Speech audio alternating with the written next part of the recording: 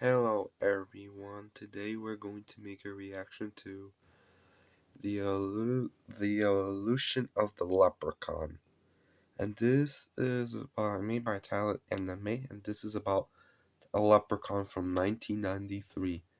Original link in the description. I will start the video.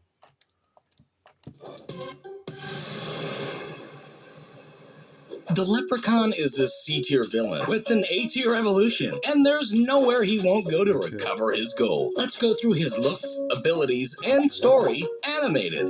The Leprechaun first wears a green tuxedo, red shorts, striped socks, and heeled shoes. He has craggy skin, curly hair, poor dental hygiene, a tiny top hat, and an affinity for shining shoes. He's bulletproof, can reattach lost limbs, mimic voices, use force powers, and teleport.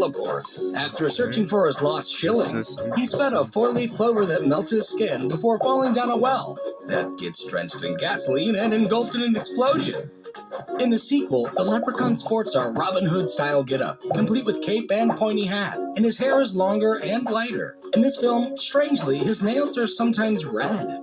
Fast forward 1,000 years, and he's back in his usual attire, but with a red and blue vest, a purpley lapel, puffy cuffs, darker shorts, smaller buckles, socks with thinner stripes, and he's extremely bald. His new skills include creating realistic illusions and shape-shifting. This time, he aims to claim a young bride, but is stabbed with an iron rod, blowing him apart.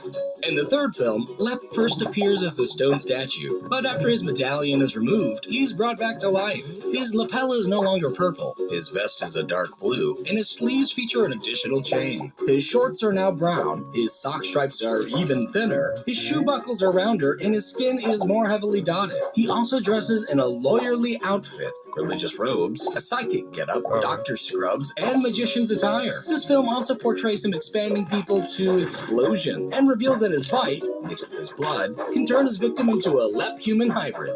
Lep hits Vegas in search of his booty, but when it's burnt, he sets ablaze. Leprechaun 4 introduces Leprechaun in a black tuxedo, wooing a space princess. While his main look remains consistent, the buckle on his hat is more circular. He also wears a sheriff costume, safety helmet, and a hazmat spacesuit. After being obliterated and peed on, his spirit flows into the miscreant, allowing him to rematerialize. And he has the power to create force fields now. He faces off against space marines, which accidentally enlarge him, but he's sucked into space and bursts apart. In Leprechaun in the Hood, Lep appears as a stone statue, again, gets awoken briefly, and then transformed into a different-looking statue. Years later, he's unleashed, but his skin is darker, his hair even longer, and he sometimes sports snazzy shades.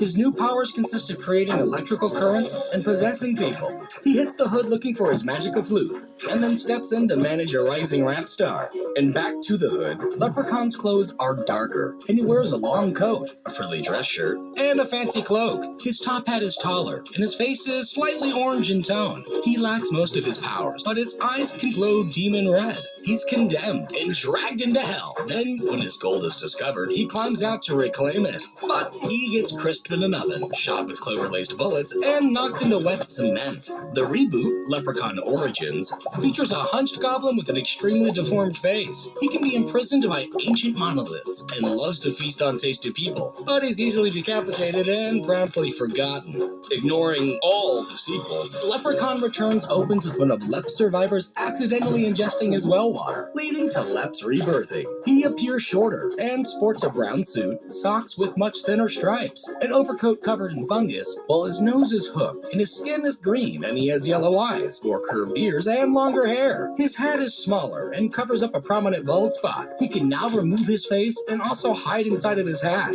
Although sorority girls explode him to goo, he rematerializes as miniature clones and reforms as a full-size Lep. Eventually, the girls electrocute him to flames, leaving him in need of a crucial makeover. And now, well, we wait for the Old West reboot to complete this oddball series. Thank you for watching.